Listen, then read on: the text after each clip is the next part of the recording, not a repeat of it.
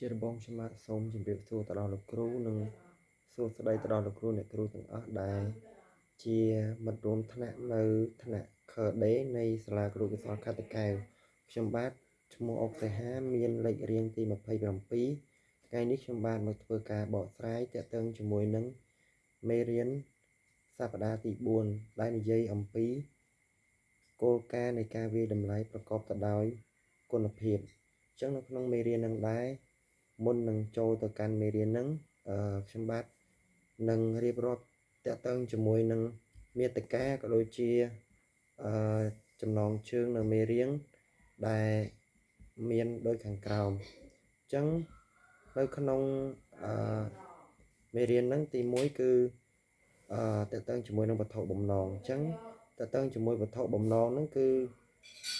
យើងបកស្រាយតាក់ទងជាមួយនឹងនិយមន័យវិធីសាស្ត្រនិងលក្ខណៈដែលមានប្រសិទ្ធភាពនៅក្នុងការវាយតម្លៃការសិក្សាតាមរយៈការបង្ហាញភាពជាក់ស្ដែងនិងសំណួរបំផុសគ្រូឧទ្ទេសបានច្បាស់លាស់អញ្ចឹងនៅពេលដែលយើងបរៀនចប់សពគ្រប់ទៅគឺលោកគ្រូគាត់នឹងបំផុសតាក់ទងជាមួយនឹងចំណេះដឹងដែលតាក់ទងជាមួយនឹងវិធីសាស្ត្របរៀនក៏ដូចជាចែករំលែកនៅបទពិសោធន៍ផ្សេងៗដែលពួកគាត់មានទៅកាន់លោកគ្រូអ្នកគ្រូដើម្បីជាបទពិសោធន៍ក៏ដូចជាtechniqueក្នុងការបង្រៀននៅពេលខាងមុខ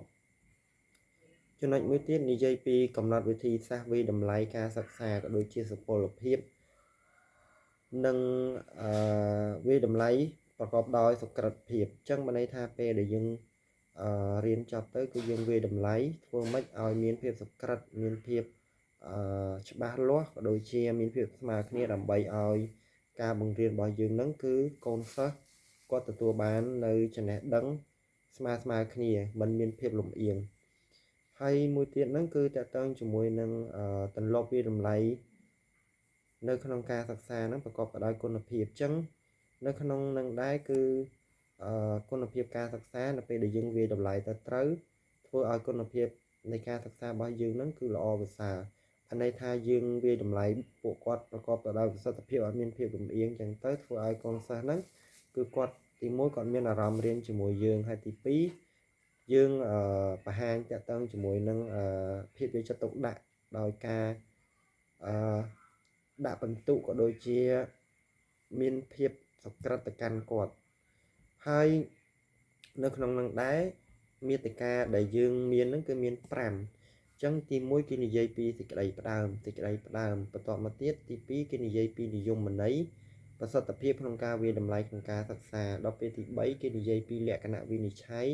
ធានាប្រសិទ្ធភាពក្នុងការវាតម្លៃការសិក្សាចំណុចទី4បញ្ហាប្រឈមនៅក្នុងដំណើរការនៃការធ្វើតេស្តនិងប្រឡងចំណុចទី5ប្រសិទ្ធភាពក្នុងដំណើរការនៃការធ្វើតេស្តនិងប្រឡងចឹងតទៅជាមួយនឹងចំណុចទី1យើងលើកយកមកតទៅជាមួយនឹងសេចក្តីផ្ដើម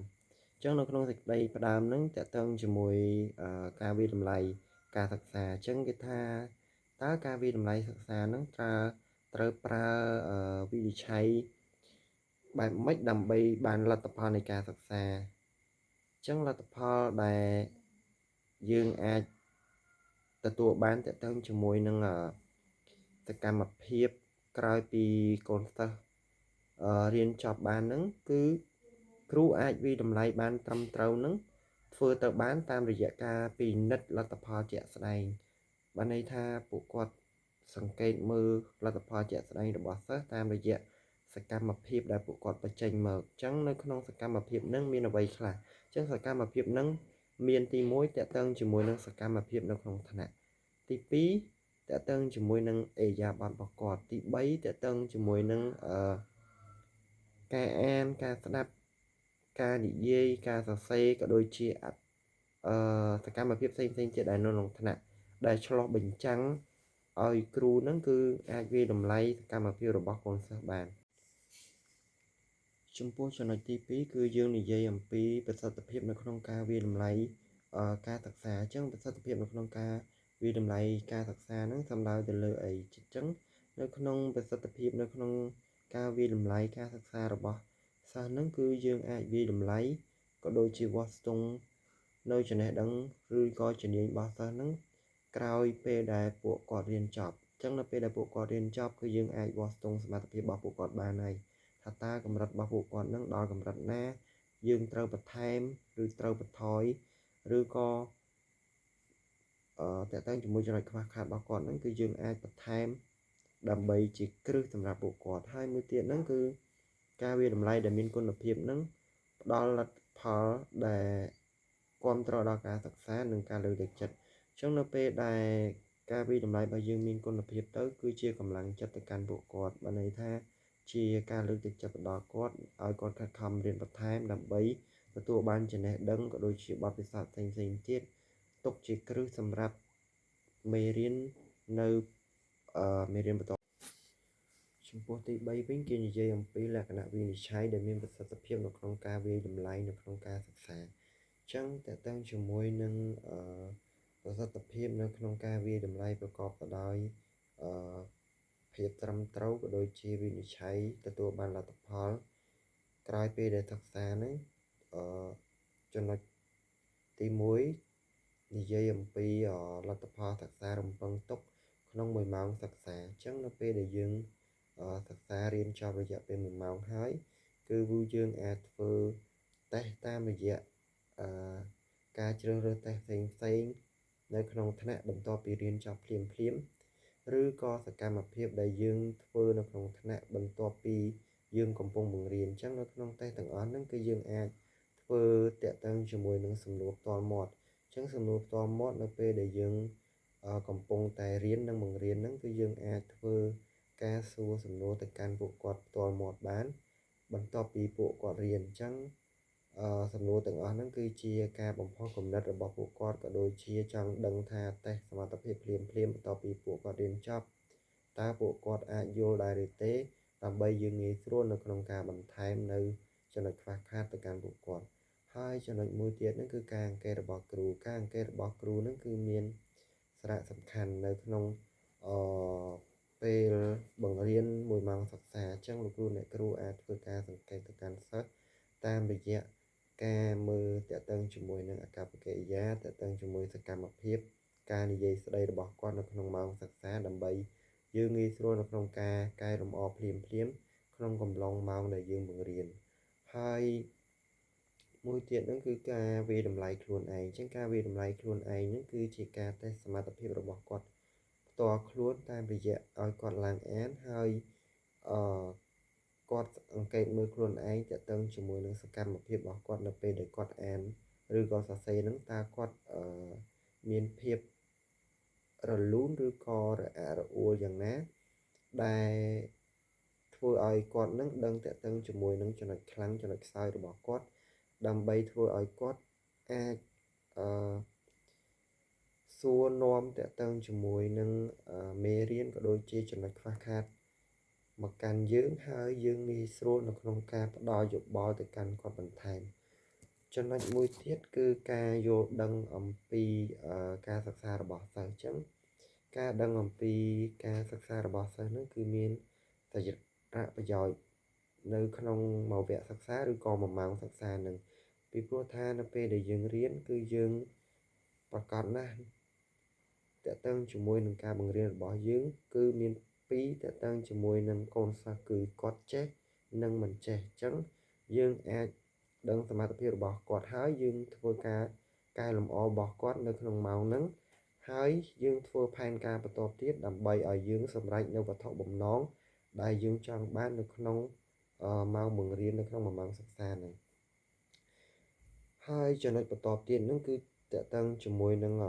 សុក្រិតភាពអញ្ចឹងសុក្រិតភាពហ្នឹងមានន័យថាម៉េចតាក់ទងជាមួយនឹងការបង្រៀនក៏ដូចជាការផ្ដល់មេរៀនទៅកាន់ពួកគាត់ហ្នឹងគឺយើងមានភាពសុក្រិតដោយយើងឈរលើគោលការណ៍កណ្ដាលមានន័យថានៅពេលបង្រៀនគឺយើងព្យាយាមយកចិត្តទុកដាក់ជាមួយពួកគាត់ឲ្យអស់ពីលទ្ធភាពដែលអាចធ្វើបានហើយយើងបង្រៀនប្រកបទៅដោយក្តីស្រឡាញ់គ្មានការរើសអើងជាតិសាសន៍ក៏ដូចជារូបរាងពណ៌សម្បុរទៅកាន់ពួកគាត់ឡើយហើយធ្វើការលើកទឹកចិត្តពួកគាត់ជំរុញទឹកចិត្តពួកគាត់ឲ្យចំណុចមួយទៀតនិយាយអំពីប្រសិទ្ធភាពនៅក្នុងដំណើរការធ្វើតេស្តនិងប្រឡងអញ្ចឹងមុនពេលប្រឡងចាប់ផ្ដើមអញ្ចឹងនៅមុនពេលប្រឡងចាប់ផ្ដើមហ្នឹងគឺយើងធ្វើការណែនាំទៅកាន់កូនសិស្សអំពីរបៀបរបបក៏ដូចជាគោលបំណងឲ្យបានច្បាស់លាស់ហើយយើងរៀបរាប់ ទាក់ទងជាមួយសកម្មភាពផ្សេងៗនៅក្នុងដំណើរការប្រឡងដើម្បីធ្វើឲ្យពួកគាត់មានភាពងាយស្រួលក៏ដូចជាយល់នៅការប្រឡងដើម្បីឲ្យការប្រឡងនឹងគឺមានប្រសិទ្ធភាពក្រោយពេលដែលយើងបង្រៀនចប់នឹងហើយមួយទៀតហ្នឹងគឺការលើកទឹកចិត្តហ្នឹងគឺយើងអាចនិយាយក៏ដូចជាលើកទឹកចិត្តនៅពួកគាត់ក្រោយពេលដែលយើងរៀនចប់ហើយយើងធ្វើការប្រឡងដោយលើកទឹកចិត្តពួកគាត់ឲ្យព្យាយាមនៅការធ្វើលំហាត់ក៏ដូចជាការធ្វើតេស្តឲ្យអស់ពីសមត្ថភាពដើម្បីដឹងពីលទ្ធផលការសិក្សារបស់គាត់បន្ទាប់ពីពួកគាត់បានរៀនកន្លងមកហើយមួយទៀតហ្នឹងគឺការប្រឡងហ្នឹងក៏គ្រាន់តែជាការធ្វើតេស្តវាតម្លៃប៉ុណ្ណោះអញ្ចឹងនៅក្នុងចំណុចនេះគឺយើងលើកទឹកចិត្តពួកគាត់បន្ថែមថានៅពេលដែលយើងប្រឡងគឺมันមានការដាក់សម្ពាធក៏ដូចជាការ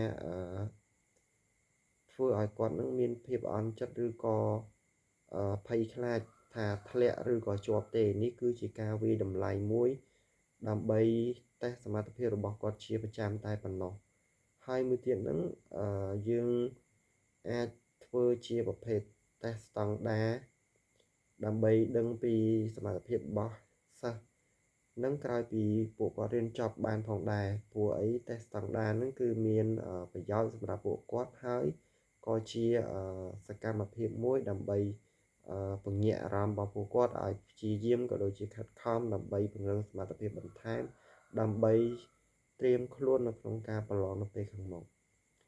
ជាទីបញ្ចប់ខ្ញុំបាទសូមសរុបទាក់ទងជាមួយនឹងការវិតម្លៃ